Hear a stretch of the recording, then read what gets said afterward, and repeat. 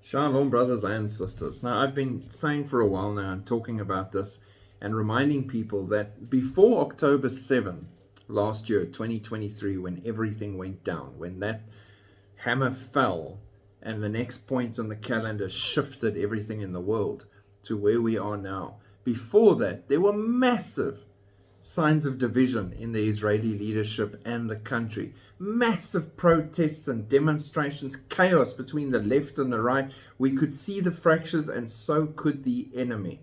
And they picked their moment perfectly in the midst of all of that to attack.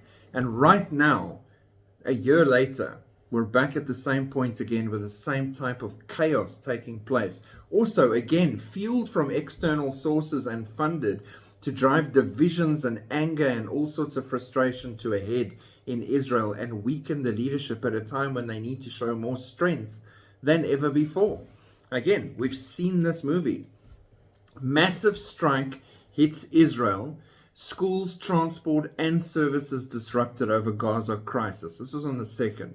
A one-day nationwide labor strike began in Israel following a declaration by the Histadrut labor union on Sunday. The strike was called in response to the Israeli government's failure to secure the release of captives in the Gaza Strip and a ceasefire and prisoner exchange deal. The strike came after the discovery of the bodies of 6 captives in the tunnel in Rafah. That's the one we covered, where the hostages were literally shot right before the IDF got to them.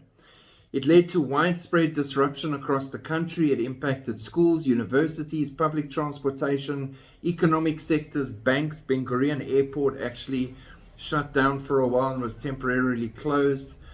Municipalities in Tel Aviv and Haifa, along with government ministries, all participated. Hospitals scaled back support.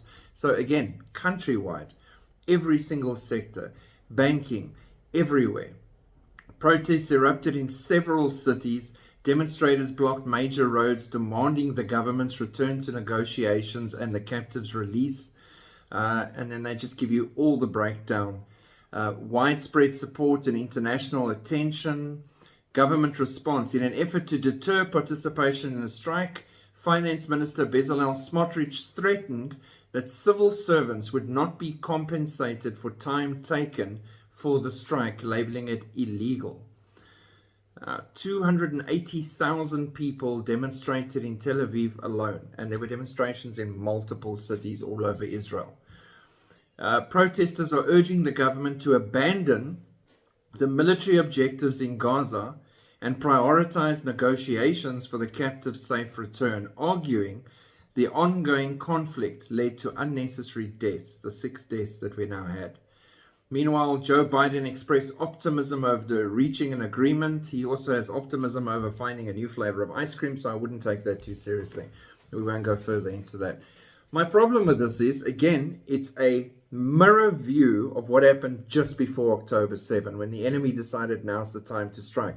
Is Iran going to strike now? Is this the perfect time for them to take their shot? No one's talking about that. No one's thinking that. My brain works like that. I'm making that connection.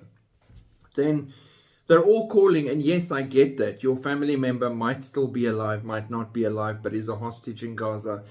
Stop your military thing. Let Hamas be in control. Pull out. Agree to anything they want. Release all these murderers back onto our streets. Get us our hostages back. I don't think that's the best solution. It's creating a bigger problem when they are so close to finalizing what they set out to do in the first place and finishing this. To stop now would give that demonic machine time to regrow its limbs and be stronger than ever before. But that's just my opinion. Then the division in government. Israeli cabinet erupts as ministers slam Gallant's demand to compromise with Hamas. The defense minister urged on Sunday, as he had during the vote, that negotiating with Hamas and making concessions was the only way to secure the release of the remaining hostages. He said creating the conditions for the release of the hostages mean they had to give something up, and we have to give something up. However, Smotrich replied, Hamas must pay a price. We must take a piece of the Gaza Strip for every hostage who is murdered. Hamas wants us to surrender. Smotrich added that caving in to such an agreement would be equivalent to holding the entire country hostage. If we surrender to Hamas demands as Minister Gallant wants, we have lost the war. So Gallant's very much in sync with America and the Biden administration. Netanyahu is not. The two of them are in a temporary government at the moment, running the country in the time of war, and now all of these fractures. Netanyahu is against making a deal because he's tried and they keep coming up with these crazy requests and demands, and he wants to finish what he started. Yes, he's not perfect. He definitely is trying to cover his rear end politically and think about his future when he should be thinking about his country and his people, and to heck with his own political future. He's old enough to retire anyway.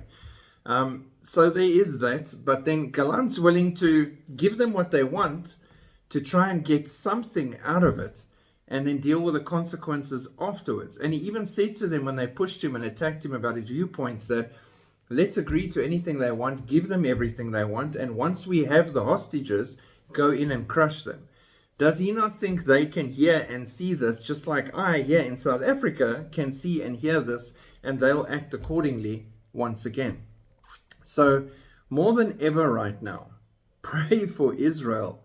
Pray that they can have level heads and come together and be strong in unity for the attacks that are indeed coming, whether people have forgotten about them or not, because this is far from over. Pray. God bless. Keep looking up. Shalom.